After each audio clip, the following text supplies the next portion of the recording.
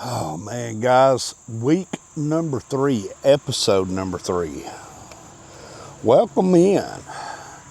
I've been sitting here debating. I know a lot of you guys have talked about you like me just to sit here like this and for us just to talk about things. I enjoy shooting these episodes where I'm just kind of sitting in my favorite chair, enjoying the rays of the sun. So I think that's what we're going to do. Now, if you're here for the motorcycle content and you don't want to stick around because we're not on a motorcycle, then I totally understand that, and that's your choice.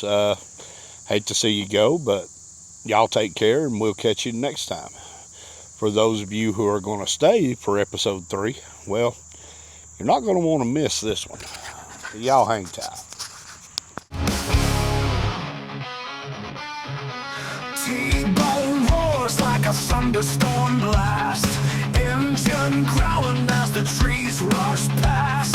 Wheels on fire carve the mountain's face.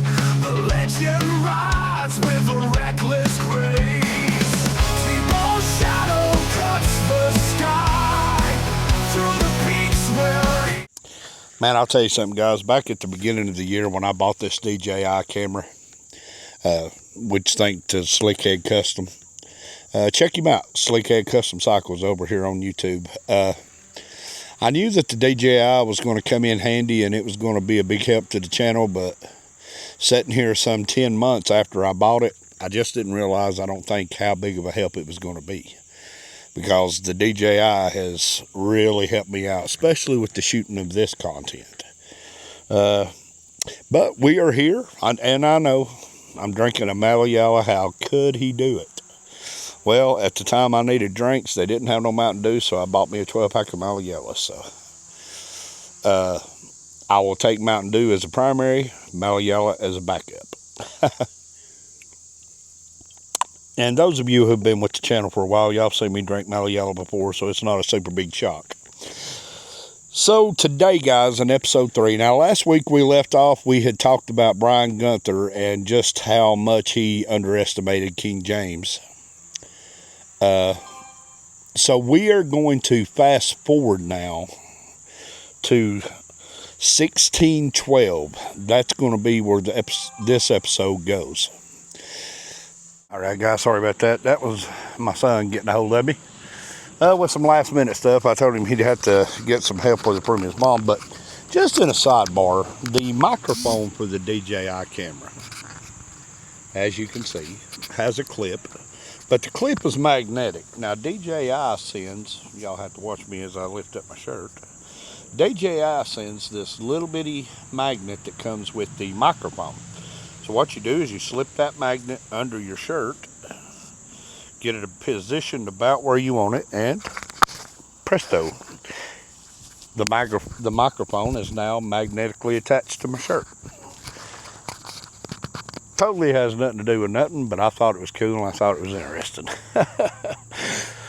But yeah, I know some of y'all say, boy, you got lazy, T-Bone, you just enjoy not being on the motorcycle. Well, like I said, my disclaimer at the beginning of these episodes has always been the same. Actually, from the very beginning of my channel, I've always said that I shoot motorcycle related content and any kind of content really. And the channel's called Rolling with T-Bone. So we're sitting out here rolling in the sun just doing our thing. The camera's rolling, so technically we're rolling. Funny. But no, episode 3, guys, the Pendle Witches is what we're going to be talking about today. Now, the Pendle Witch trial probably is one of the most famous trials to come out of this entire situation. And of course, like I said, we're fast forwarding now to 1612. And our story with the Pendle Witches begins with a young witch, or well, a young woman, by the name of Alison Device. So the way the story goes on Alison Device was one day she was walking on the path between villages going home. She would come across a old peddler by the name of John Law. Now, Alison had asked John a question, basically wanting to buy some pins from him, and for whatever reason, at that second, John decided to ignore her. And of course, this made Allison mad. She didn't like being ignored. So she did what a lot of women who believed that they were witches would have done. She would go on to say that she put a curse on him. All right, so hopefully that has that took care of now. But yeah, so Allison cursed them. Now, Allison's family, guys, would be kind of a unique part of this story, is that her family was actually a family of healers. They knew how to mix herbs, all the stuff that we've talked about as we went out throughout this series. Now, what happened next would set in course just horrible a series of events. So, after John Law passed Allison and she cursed him, John Law would fall to the ground. Now, historians believe that what happened here was that John Law actually had a stroke. Probably at his age, he was an older man. The stroke probably set strain on his heart, and the stroke probably led to a heart attack, and that's what actually killed him. But history tells that Allison Device was very, very distraught over this. She felt responsible for John Law's death. She felt horrible that she had cursed him and that he had died. And they said that this young lady was very, very full of remorse. So that probably would prompt what would happen next, is her remorse and the fact that she believed in what they were doing. She believed that she was a witch, and she believed that because of that a innocent man was now dead. So that in itself would be enough to weigh on her, I'm certain.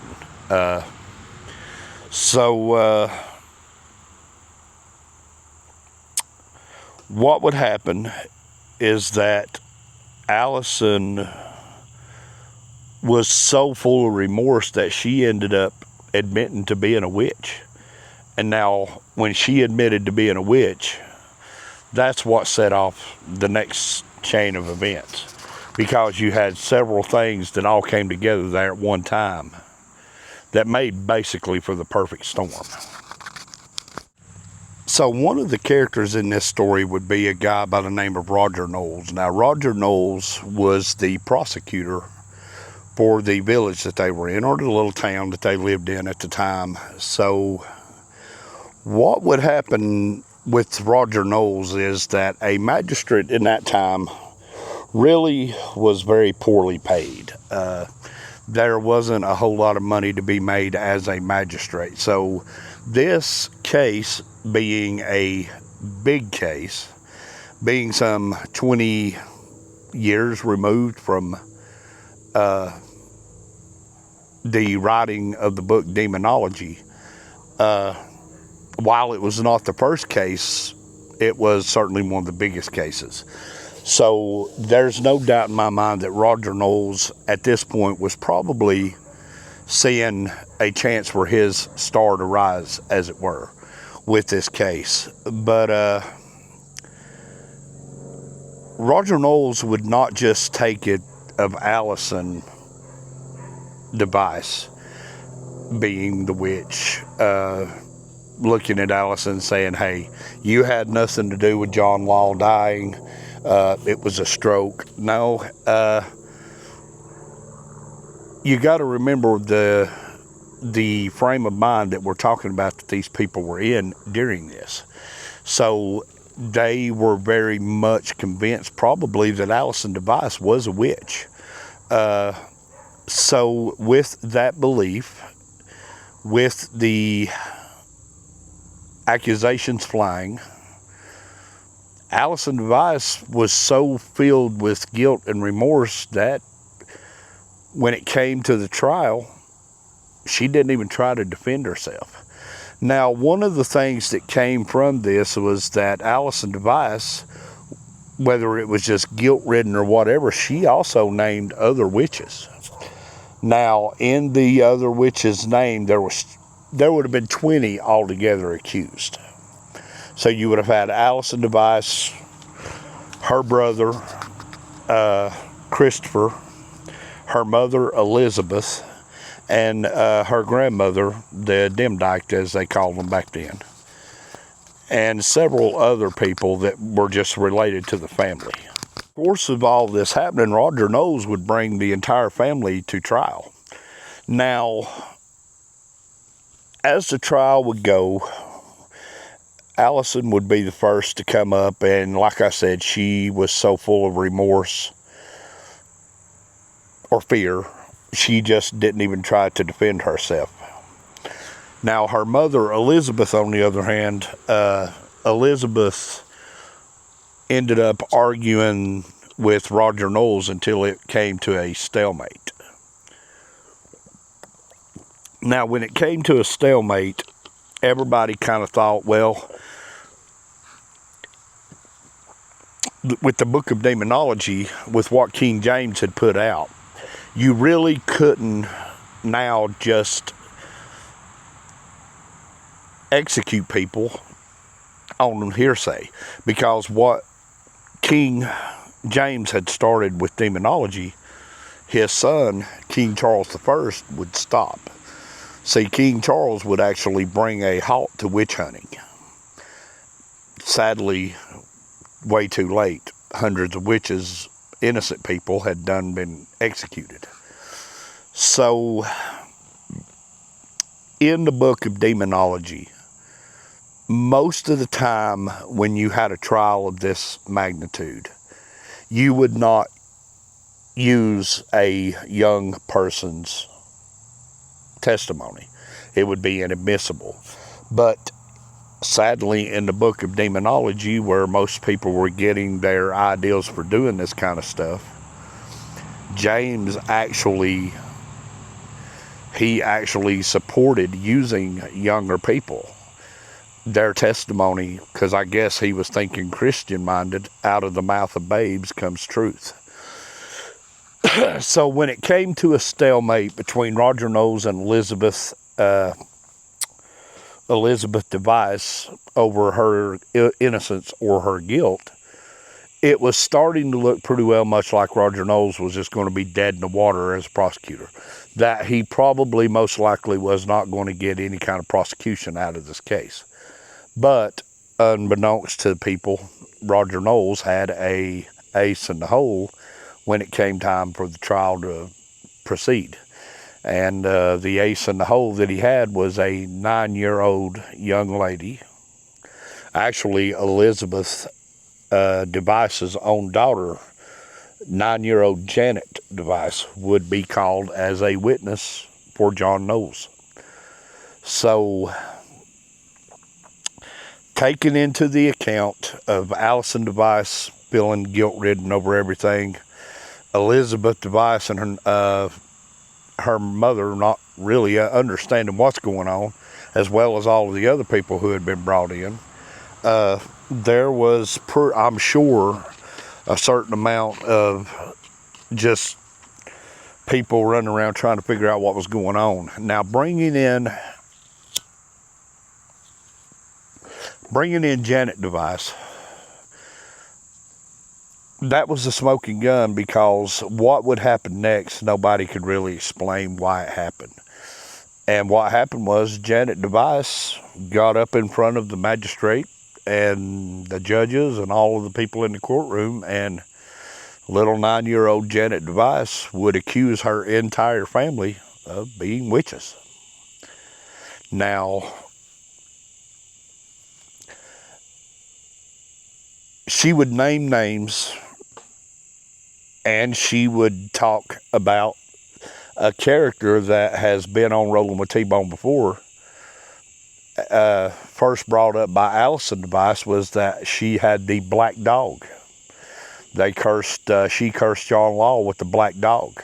Said that the black dog appeared to her and asked her what she would have him do to John Law. And so Black Shook, or the black dog, makes an appearance here.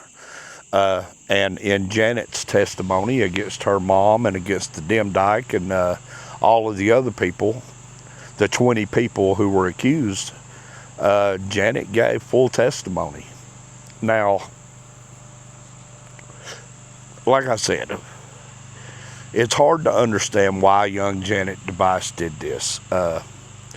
It was recorded in the court records that when Janet did this, that her mother started cursing her in the courtroom, was threatening her. So it could have been a thing where Allison and Janet both were just mistreated, and Allison saw it as a way out, and a young, sensitive to her sister Janet might have just followed suit. But sadly, what would happen is that out of her own mouth, Janet would get all of her family prosecuted and found guilty. So, as she was testifying, Janet wouldn't even testify because her mama was so busy screaming. Janet told the judge, she said, "I cannot speak with my mother here." So the judge would have Elizabeth Device removed from the courtroom. Now, the conditions that these women were kept in prison was probably some of the worst, most deplorable conditions a human being could be kept in. Out of the 20 that were accused, only 10 were found guilty. Would have been 11, but the old Demdike, the grandmother, sadly she passed away inside the prison under just horrible conditions. You got to imagine not just the accused of being witches, but all of the other criminals of the time were all kept in that one location. And I know y'all hear my neighbor's lawnmower, sorry about that. But so with the accusation made, with guilt proven, now the Demdike has passed away in prison, the others would be hung. Of course, Allison would be among the ones being hung. And, the way they hung them guys was what was called the short drop. It was very, very bad. The rope wasn't long enough. The fall wasn't long enough to break their neck. So sadly, these poor people would just strangle to death. A very slow and agonizing death. And when you stop there at just that point, and you think back to King James and what we've learned about King James, I think at this point, had James realized what his book Demonology was being used for, he would have been absolutely horrified. Because at some extent, you have to actually hold James accountable for not all of it, but for a lot of what was going on because of his book and for his beliefs. And in a cruel twist of fate, Janet Device kind of disappeared from the archives after that till about 22 years later, where her name would turn up again in the records, where she was on trial with 20 other people being accused of being a witch. She was found guilty, and the records are kind of blurry there, but from all accounts of the historical findings, little Janet Device, some 22 years later, in a cruel twist of fate, maybe, or karma, she would die in prison, having been found guilty of being a witch. So there it is, guys, the Pendle witch trial. The Pendle witch trial was kind of a watershed moment, because that would actually kick off 100 years of these witch hunts. So episode 4, next week's episode, you're not going to want to miss that, because we're going to meet what is the most despicable person to come out of this entire thing. Because next week's episode, I'm going to introduce you to the Witch Hunter General, a real piece of crap. But there it is, guys. Episode 3 is in the books. Now, I know some of y'all may be thinking, T-Bone, these episodes are short. Some are long, some are short. I can't control the timing of the episodes. Of course, those of you who've been around me a while, y'all know my episodes vary sometimes. I usually try to keep them somewhere between 20 to 24, 25 minutes. Some of them sometimes go 35, 40 minutes, but usually for the sake of attention span, I try to keep them at a short time because I feel like I can get the point across in a short amount of time. And the point of this, guys, if you're new here, for my new people, whether you're new here right now or you're on the replay gang, a lot of this is I want to introduce you to something, and then I want you to go find out about it for yourself. And I know these subjects are not interesting to everybody, and a lot of the folks who watch these episodes, it dies right here with the episode. They figure I've given them a good enough explanation, or, they're just happy to be here and hang out with us. But the Pendle witch trial, guys, was a big deal back there, and you could go and you could actually, there's better episodes than this one about the trial itself. But there it is, guys. Episode 3, we are closing in on the final episode and then the Halloween night episode. And I'll tell you something, guys, this Halloween night episode's got to be one of the most crazy cases that we've ever covered on Rolling with T-Bone, because it's the only documented case, and I said this in one of the other episodes a while back. The Halloween night episode is the only known case that I know of where a ghost is responsible for the death of a human being. So y'all have to come back for that one. But next week, come back for the Witch Hunter General episode. And I tell you what, guys, I think that's pretty well much going to bring this episode to an end. Like I said, some of them are short, some of them are long. I have no control over that. It's just the content that I'm doing and throughout the history here. But guys, until the next time, y'all take care of yourselves. Take care of each other. And hey, thanks for watching.